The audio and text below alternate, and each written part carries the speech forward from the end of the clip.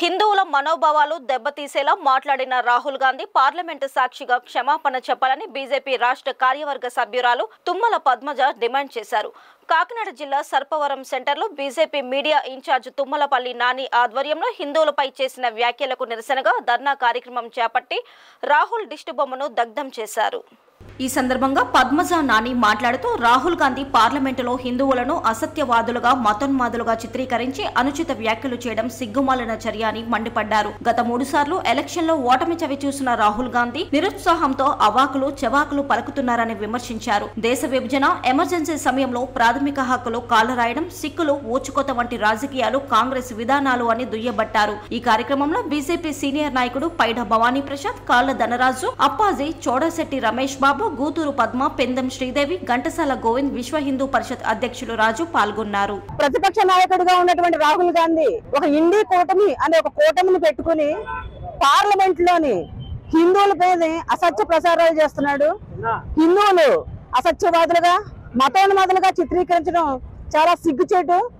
అతను మూడు పర్యాయాలు ఈ రోజు ఇంకా కూడా ప్రధానమంత్రి అవ్వాలని ఎంతో ప్రయత్నం చేస్తున్నారు.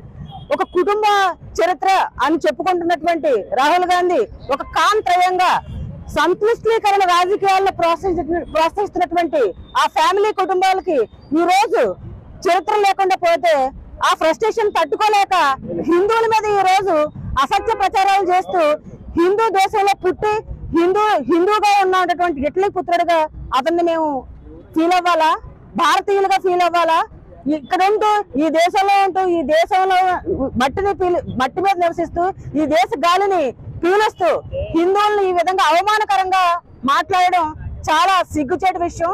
తక్షణమే హిందువులకు క్షమాపణ చెప్పాలి.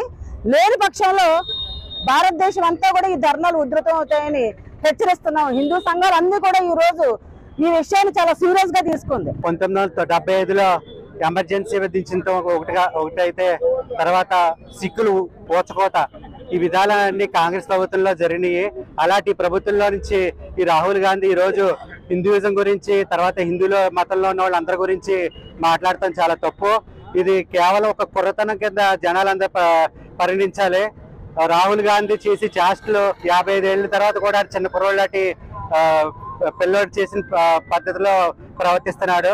హిందూయిజాన్ని ఎంత పైకి తీసుకెళ్లారంటే మోడీ గారు అన్ని మతాలు బాగా ఉండాలని చెప్పేసి, ప్రతి మతం పైకి రావాలని చెప్పేసి అయోధ్య గాని అలా కాశ్మీర్ లో ఆర్టికల్ 370 గాని ఇవన్నీ తీసుకొచ్చింది మోడీ గారు. అలాంటి మోడీ గారిని చిన్నపిల్ల చేష్టల్లో చిన్నపిల్లలాగా ఎద్దో చేయడం తప్పని చెప్పేసి మేము గట్టిగా వాదిస్తున్నాం.